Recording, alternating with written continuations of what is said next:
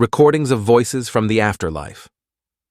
When Swedish psychic and filmmaker Friedrich Jürgenson died in 1987, he left behind a very unusual tape library.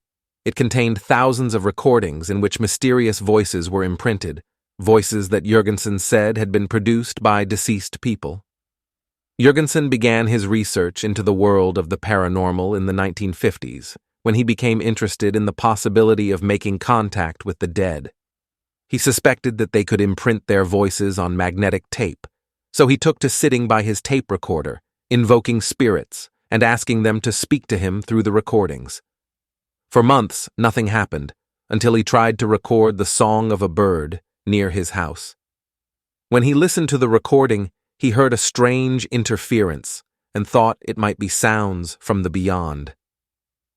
A few weeks later, I went to a cabin in a forest and tried another experiment, he explained in an interview with Psychic News in London. I had no idea, of course, what I was looking for. I held the microphone up to the open little window and recorded without anything unusual happening. When I later listened to the recording, I heard at first a chirping of birds in the distance, then silence. All of a sudden, a female voice that seemed to come from nowhere said in German, "Friedel, my little Friedel, can you hear me?" Jürgenson did not yet know that he was about to become involved for the rest of his life in research aimed at communication with the afterlife.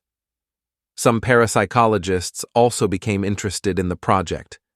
William G. Roll of the Psychical Research Foundation, then based in Durham, North Carolina, visited the filmmaker in 1964 to conduct experiments with him. For these sessions, Jürgenson would put a blank tape into the recorder, and then everyone in the room would start chatting about this and that. When listening to the recording, foreign voices could be clearly heard, overlapping the conversation here and there.